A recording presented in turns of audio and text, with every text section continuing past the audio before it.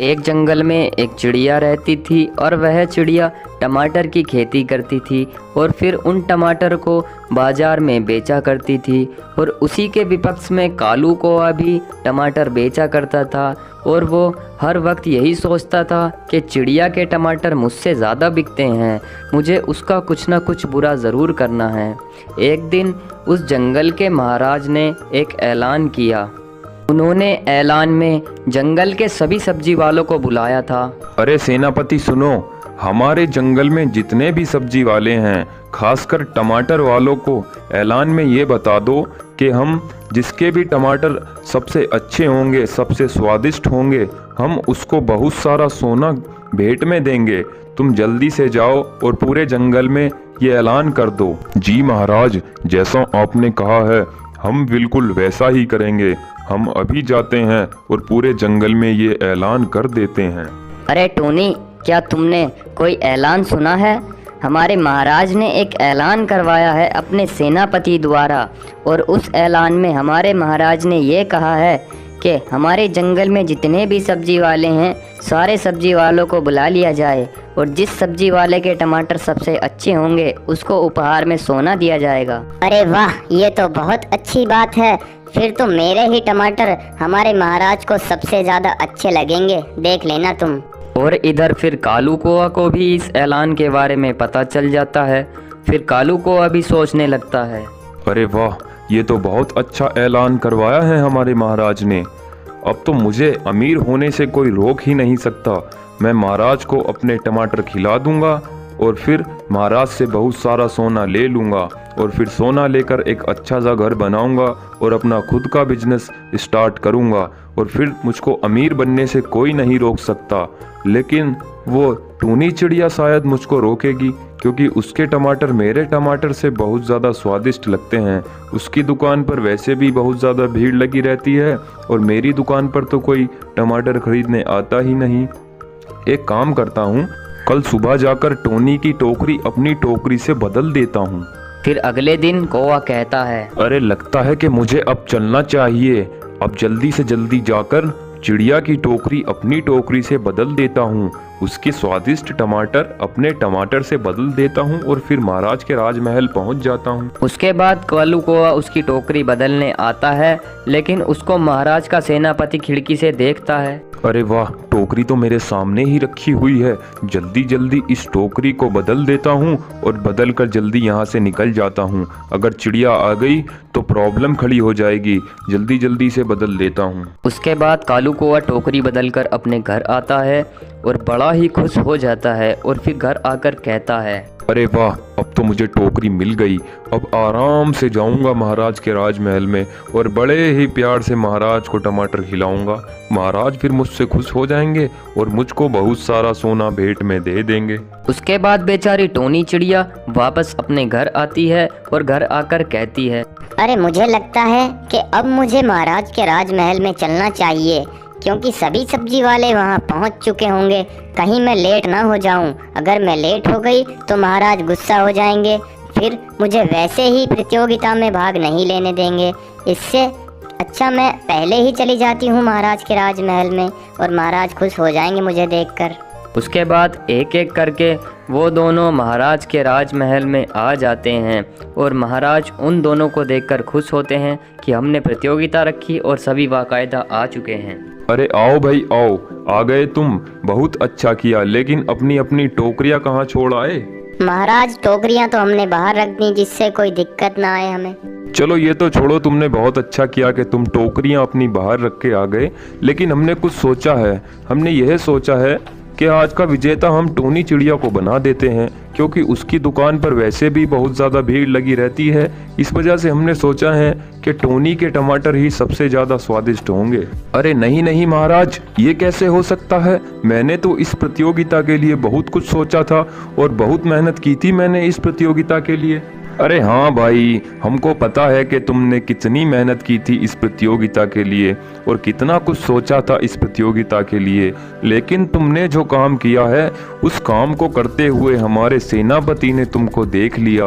अब तुम ज़्यादा चतुराई मत दिखाओ हमारे सामने, क्योंकि तुमने टूनी चिड़िया की टोकरी अपनी टोकरी से बदल दी थी और तुम कह रहे हो कि हमने मेहनत की है।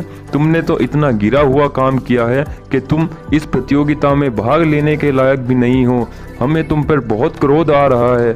इससे पहले कि तो हम तुम्हें कुछ कहें, तुम यहाँ से निकल जाओ। उसके बाद कालू कौआ राजा के राजमहल से नीची नजरें कर कर निकल जाता है।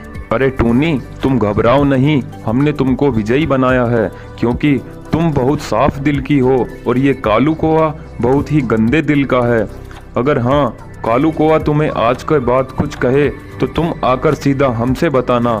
हम इस कालू कौआ को जंगल से ही निकाल देंगे क्योंकि ऐसे की हमारे जंगल में कोई ज़रूरत नहीं है।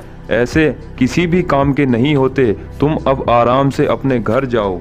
फिर महाराज टोनी चिड़िया को बहुत सारा सोना दे देते हैं और चिड़िया बहुत खुश होकर अपने घर आ जाती है। अरे वाह, अब तो मेरे पास बहुत सारा सोना हो गया है। अब मैं एक काम करती हूँ, क्यों ना कल या परसों जाकर एक नया घर देख कर आती हूँ और फिर इस घर को छोड़कर अपने नए वाले घर में रहूँगी और अपना खुद का बिजनेस भी खोल लूँगी और बड़ी दुकान खोल लूँगी मैं सब्जियों की। फिर उस पर मैं कई तरह की सब्जी रखे करूँगी। एक काम करती हूँ, कालू कौआ के पास जाती हूँ, उससे मिलकर आती हूँ क्योंकि महाराज ने उसे बहुत कुछ कह दिया है।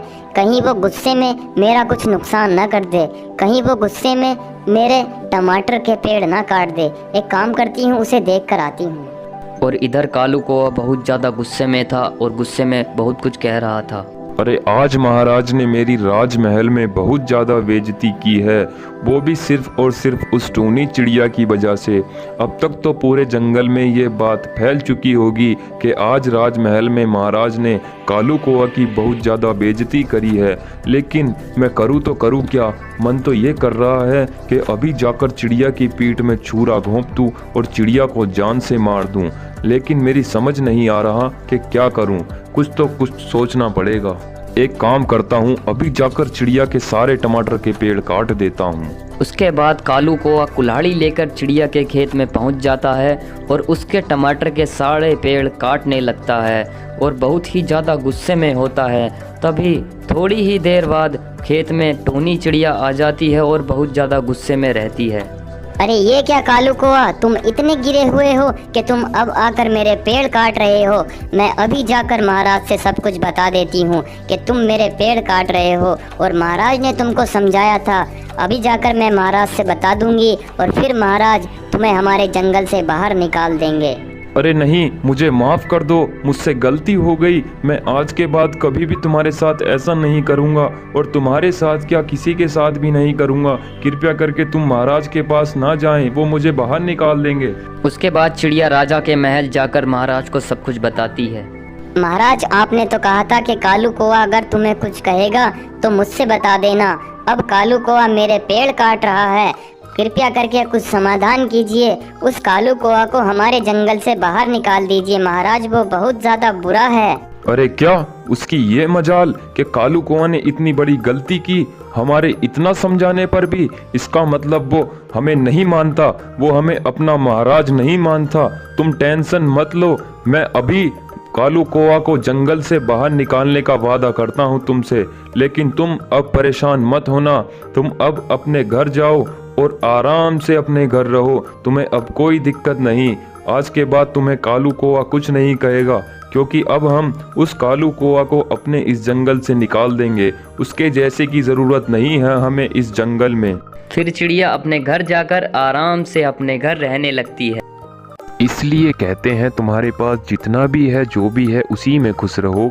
दूसरों पर नज़र मत डालो और कभी भी चोरी मत करो। एक जंगल में एक चिड़िया और उसकी माँ रहती थी और उसकी बेटी बहुत ही ज़्यादा नटखट थी और बहुत ही ज़्यादा शैतान थी।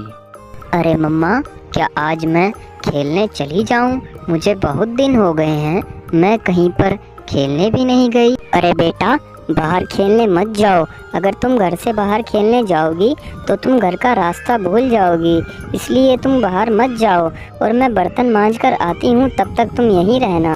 और फिर चिड़िया बर्तन धुलने चली जाती है और फिर छोटी चिड़िया कहती है, अरे अब तो मम्मा भी यहाँ नहीं है। एक काम करती हूँ, अब बाहर खेल कर आती हूँ। अब मुझको कौन देखेगा, मम्मा तो बर्तन धुलने गई हैं। फिर नन्ही चिड़िया खेलती खेलती घर से बहुत दूर चली जाती है और उसको पता ही नहीं चलता।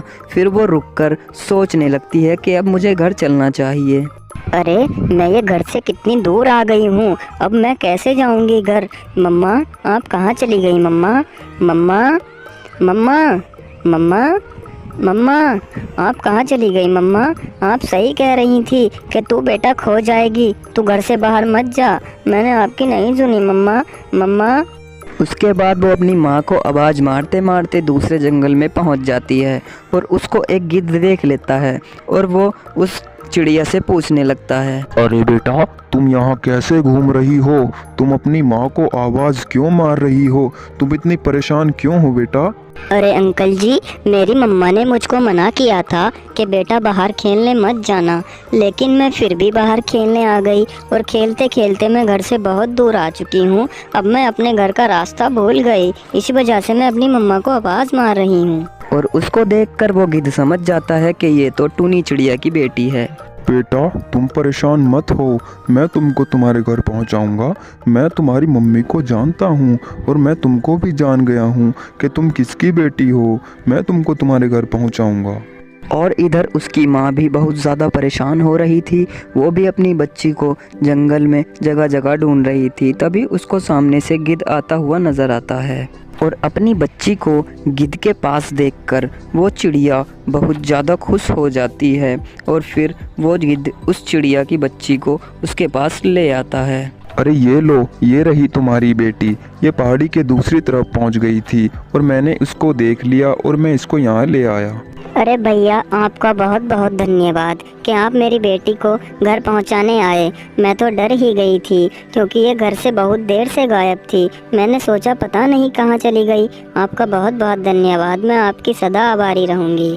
अब मैं चलती हूँ भैया। उसके बाद चिड़िया अपनी बच्ची को लेकर आराम से घर आ जाती है।